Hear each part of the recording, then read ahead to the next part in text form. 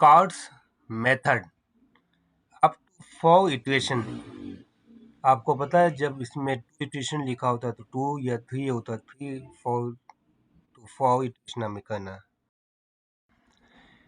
Apply Picard's method up to 4 iterations for dy upon dx equal to x plus का y not equal to 1, x not आपके पास 0 है तो y not भी 1 है, and evaluate y 0.1। इसका हमें answer चाहिए। अब हम इसको सॉल्यूशन स्टार्ट करते हैं।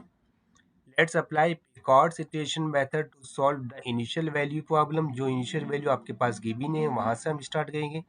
आपके पास फंक्शन गिवन है, we aim to evaluate by 0.1, ये मकसद है, हमें इसका आंसर निकालना है। आफ्टर 4 इटरेशन के बाद इसकी वैल्यू पुटअप करनी है। कॉर्ड इटरेटिव फार्मूला, ये फार्मूला आपको याद होना चाहिए। जब भी हम कोई फार्मूला अप्लाई करेंगे उस फार्मूले के बारे में आपको नॉलेज होनी चाहिए। ये पिकॉर्ड फार्मूला है, वाई एन प्लस का 1 x y naught plus x naught to x f of t comma y n t d t. Given जो भी आपके पास फंक्शन गिवन हो, एक्स प्लस का वाई या कोई और फंक्शन गिवन हो सकता है, ये इनिशियल वैल्यू आपके पास गिवन है। वी बिगिन स्टार्ट हम जो कहेंगे इसी वैल्यू से स्टार्ट करेंगे, y naught x equal to 1। सबसे पहले आप ये देखना, ये हमने फार्मूला लिखा हुआ है, उस फार्मूले का फर्स्ट इटरेशन स्टार्ट करते हैं। ये किसकी वैल्यू है? Y naught. ये किसकी वैल्यू है? X naught. सवाल के मुताबिक हमने लिखा है एक्स प्लस का वाई, तो ये आपके पास अभी वाई नॉट की वैल्यू पुटअप करनी है इक्वल टू। अब देखिए ये जो फार्मूला है उस फार्मूले में इस वैल्यू का इंटीग्रेशन करना है, इक्वल टू 1, ये वाला 1 है, ये जो प्लस है हमने यहाँ प्लस लिख दिया। अब ये इंटीग्रेशन वैसे की वैसे हमने राइट कर दिया, टी है आपके टी लिख दिया, प्लस साइन वैसे ही राइट कर दिया। वाई नॉट की वैल्यू आपके पास क्या गिवन थी? 1। अब इसका इंटीग्रेशन निकालना है। अब आपको पता है जब भी किसी नंबर का या किसी वेरिएबल का इंटीग्रेशन निकालते उस वेरिएबल की पावर प्लस हो जाती है। इसका मतलब है ये टी स्क्वायर अपॉन 2, ये वैसे ही लिख दिया हमने, ये प्लस का 1 इसका आया है। अब ये T lower limit and upper limit वैसे की वैसी लिमिट लिख दिया। अब आपको पता है जब इंटीग्रेशन हम सॉल्व करते हैं जहां भी टी लिखा हुआ है उसमें एक्स की वैल्यू लिख देंगे। टी की जगह हमने एक्स पुट कर दिया, इस टी की जगह हमने एक्स पुट कर दिया। नेक्स्ट में माइनस करने के बाद नीचे वाली वैल्यू हम पुटअप करते तो ऑल टू ऑल वैल्यू 0 होती है, इसलिए हमने यहाँ मेंशन नहीं किया।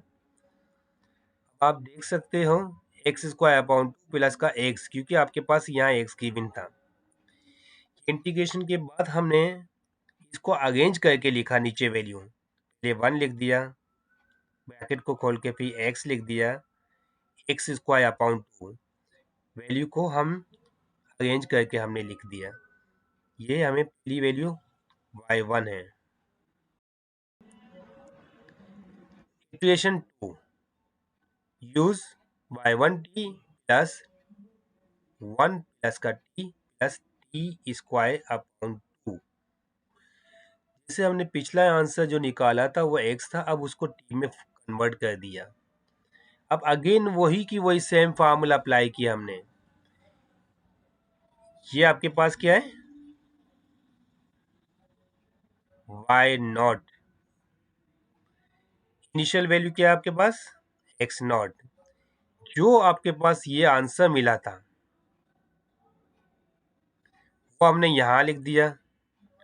इनिशियल वैल्यू आपके पास जो टी यानी x की जगह इसने t लिखा है, जो आंसर मिला है ये जो आंसर मिलेगा वैसे की वैसे हमें यहाँ राइट कर देना है।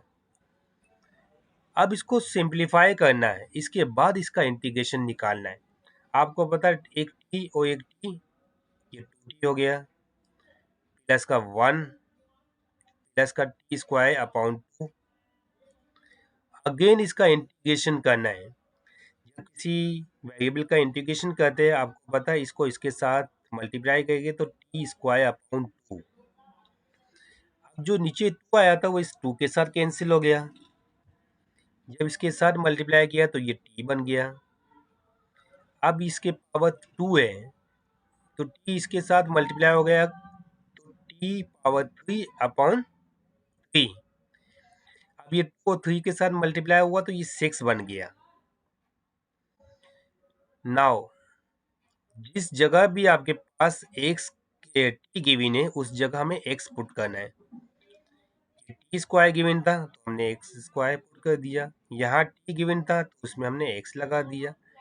यहाँ टी गिवन था तो हमने एक्स लगा दिया। ये वाली वैल्यू पुट करते जीरो माइनस करने के बाद, क्योंकि माइनस होने के बाद अगर यहाँ जीरो पुट करते all to all value zero हो जाती है, तो इसलिए हमने यहाँ लिखा नहीं है।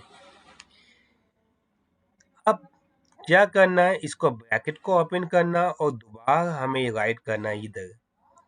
ये 1 आ गया, ये एक्स स्क्वायर यहाँ लिख दिया हमने। सेम इसी तरह से एक्स पावर 3 की वैल्यू हमने लिख दी। यानी जितनी भी वैल्यू है इसको सबको अरेंज करके लिखना में। ये सेकेंड इटरेशन, सेम प्रोसेस। अब ये जो आपने आंसर निकाला ना, यही कि ये सेम आंसर हमें इस्तेमाल करना नेक्स्ट स्टेप पे। ये देखिए, ये थर्ड इटरेशन में वो जो हमने आंसर निकाला था एक्स में, वो हमने टी में कन्वर्ट कर दिया। फंक्शन गिवन था, उस फंक्शन के मुताबिक टी प्लस का वाई टू टी, यानी ये जो टी आपके पास ये तो टी लिख दिया, ये प्लस साइन है हमने प्लस साइन लगा दिया। ये वाई टू टी, ये आपका जो आंसर मिला था हमने वैसे ही की वैसे ही यहाँ राइट कर दिया। इसके बाद हमने क्या करना है, इसको सिंप्लीफाई किया है। ये 1t 1t, ये 2t आ गया। प्लस का 1 है तो हमने प्लस का 1 लिख दिया। प्लस का टी स्क्वायर वैसे की वैसे ही राइट कर दिया हमने। प्लस का टी पावर 3 अपॉन 6 वैसे ही राइट कर दिया। अब ये जो फंक्शंस बना हुआ है वो पिछले जैसे फार्मूले में हमने अप्लाई किया था वैसे की वैसे ही इंटीग्रेशन फॉर्म में हमें लिखना है, क्योंकि ये थर्ड इटरेशन हमारे पास कंटिन्यूस जा रही है। अगेन इसका इंटीग्रेशन करना है। अब आपको पता है जब टी है टी स्क्वायर अपॉन 2, तो ये वाला 2 अपॉन से कैंसिल हो गया तो यहाँ बचेगा टी स्क्वायर, प्लस साइन वैसे की वैसे ही ऐड कर दिया। यहाँ 1 है तो ये डी टी, यानी इंटीग्रेशन इसका टी बन जाएगा।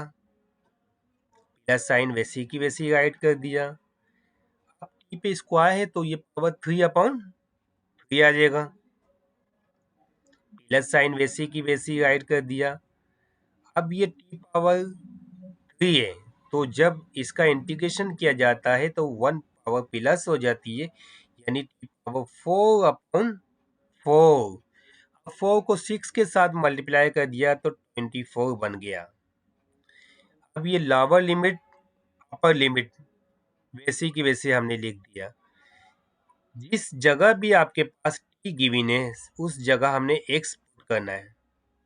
ये एक्स पुट कर दिया, यहाँ भी हमने एक्स पुट कर दिया। ये पावर 3 यहाँ पे भी एक्स पुट कर दिया, पावर 4 यहाँ भी एक्स पुट कर दिया। जीरो भी पुट किया जाता है, लेकिन जीरो पुट करने से आगे वाली वैल्यू सब जीरो बन जाती है।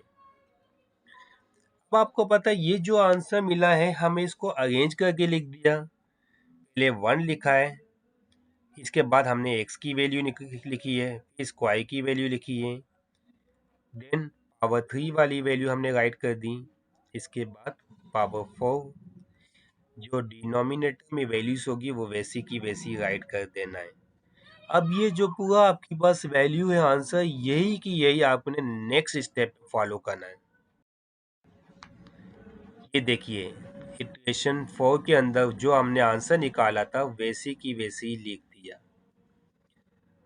ये सवाल के मुताबिक जो फंक्शन था x प्लस का y, x की जगह इन्होंने t लिखा है, अब ये y यानी ये जो आंसर मिला है हमने y3, ये t हमने लिखने के बाद इनको प्लस किया तो ये आपके पास 2t प्लस का 1t स्क्वायर प्लस का t पावर 3 अपॉन 3 प्लस का t पावर 4 अपॉन 24। जैसे पिछली सवाल में हमने देखा था उसको सिंप्लीफाई किया था, इसी तरह से हमने इसको सिंप्लीफाई करना है।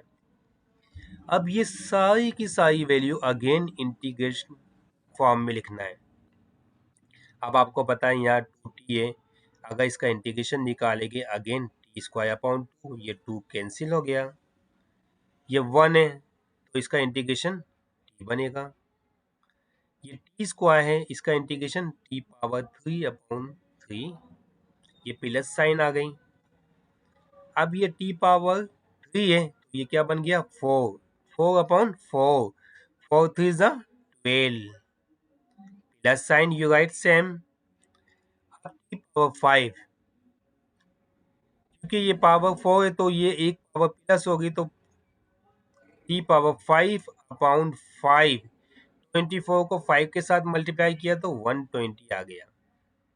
अब ये जो मैंने पहले समझाया था वैसी की वैसी जहां भी आपके पास t गिवन है उस सब जगह आपने x पुट करनी है। पुट करने के बाद उसको ब्रैकेट को ओपन करना, ये टर्म्स बन गई, ये फोर्थ इटरेशन बन गई। अगर इसी तरह से सवाल में गिवन होता 5 इटरेशन तो यही की यही सवाल में अगेन रिपीट करते, जैसे हमने चौथी इटरेशन में रिपीट किया है। अब आप देखो सवाल में पहले गिवन था 0.1 पे हमें आंसर निकालना है, ये फार्मूला है आपके पास, इस फार्मूले में हमने वैल्यू पुट की है, ये आपको अलग अलग सॉल्व करके बताया गया। अगर 0.1 का स्क्वायर बनता है तो ये आंसर बनेगा, 0.1 का पावर 3 बनता है तो ये आंसर बनेगा, ये 0.1 का पावर 4 बनेगा तो ये आंसर बनेगा, 0.5 का पावर 5 बनेगा तो ये बनेगा। अब इसको ये वैल्यू हमने पुटअप कर दी यहाँ, इसके बाद इसको डिवाइड कर दिया, डिवाइड करने के बाद इनको सिंप्लीफाई किया, सिंप्लीफाई करने के बाद आपका ये y 0.1 यानी ये जो वैल्यूज आई है आफ्टर 4 रिकॉर्ड्स इटरेशन। सवाल में अगर 4 इटरेशन की बात की है तो 4 इटरेशन करना होगा, सवाल में 3 इटरेशन की बात दी है तो 3 इटरेशन करेंगे। सवाल को अच्छी तरह से समझना कि सवाल क्या कहता है, जितनी इटरेशन की बात करता है उतनी ही इटरेशन पे आपको ने निकालने के बाद फाइनल में वैल्यू पुटअप करनी है। Okay, thank you.